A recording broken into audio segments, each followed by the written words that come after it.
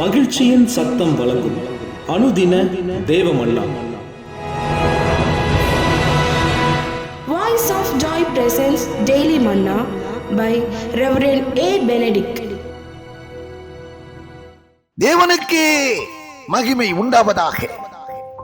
இந்த நாளைக்குரிய அனுதின தேவ மன்னாவாக எரேமியா 46 அதிகாரம் 28 வசனம். என் தாசனாகிய யாக்கோபே, நீ பயப்படாதே என்று கர்த்தர் சொல்லுகிறார். நான் உன்னுடனே இருக்கிறேன். உன்னை துரத்திவிட்ட எல்லா சாதிகளையும் நான் நிர்மூலமாக்குவேன். உன்னையோ நான் நிர்மூலமாக்காமல் உன்னை மட்டாய் தண்டிப்பேன்.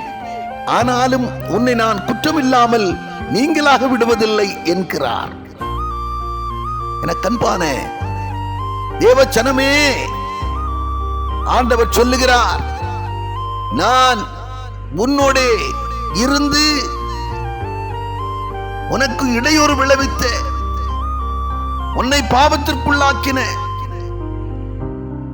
உன்னை உலக பிரகாரமான காரியங்களிலே உன்னை அழைத்து சென்ற சத்துருவின் பிடியிலிருந்து உன்னை விடுவித்து நான் உன்னை ரட்சிப்பேன். ஆனாலும் ஆண்டவர் சொல்லுகிறார், அவர்களை, உன்னை துரத்தினவர்களை, உன்னை தன்வசப்படுத்த முற்பட்டவர்களை நான் நிர்மூலமாக்குவேன். ஆனாலும் நான் உன்னை மட்டாய் தண்டிப்பேன் என்று ஆண்டவர் சொல்லுகிறார்.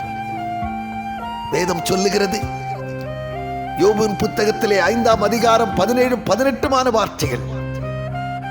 தேவன் தண்டிக்கிற மனுஷன் வாக்கியவான். அவர் காயப்படுத்தி காயம் கட்டுகிறார், அடித்தாலும் அணைக்கிறார். ஆமென். கண்பானவர்களே, வெளிப்படுத்தின விசேஷத்திலே 3 அதிகாரம் 19 வசனம் சொல்லுகிறது, நான் நேசிக்கிறவர்கள் இவர்களோ அவர்களை கடிந்து கொண்டு சிட்சிக்கிறேன். ஆகையால் ஜாக்கிரதையாய் இருந்து மனம் திரும்பு என்று வார்த்தை சொல்லுகிறேன். அவன கண்பான தேவச்சனமே, உன் பேரிலே பிரியமாய் இருக்கிறதுனாலே, உன்னை அவர் அதிகமாய் நேசிக்கிறதுனாலே, அது நிமித்தமாக உன்னை எப்படி ஆகிலும் தன் பக்கம் கொண்டு வர வேண்டும். உன்னுடைய சிறையிருப்பை விட்டு உன்னை மனம் திரும்ப செய்து எப்படி ஆகிலும் அவருடைய பாதுகாப்பிற்கு நேராக உன்னை அழைத்து கொண்டு வர வேண்டும் என்கிற அந்த சிந்தையோடு கூட உன்னை தண்டிக்காலும் கூட உன்னை அரவணைக்கிற, உன்னிடத்தில் அன்பு காட்டுகிற, உன்னை ஆதரிக்கிற நல்ல தகப்பனாக நம்முடைய தகப்பன் இருக்கிறது நிமித்தமாக. கண்பான தேவச்சனமே, தாவீது பக்தன் சொல்லுகிறான், நான் உபத்திரவப்பட்டது எனக்கு நல்லது. நான் உபத்திரவப்படுவதற்கு முன்பாக நான் வழி தப்பி நடந்தேன்.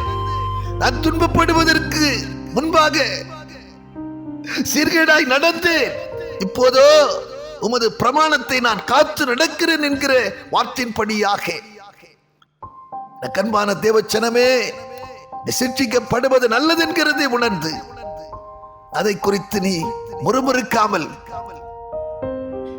நீ அந்த சிட்சையை ஏற்றுக்கொண்டு அதன் நிமித்தமாக மனம் திரும்பி அவருடைய பாதங்களிலே வந்துவிடுங்கள்.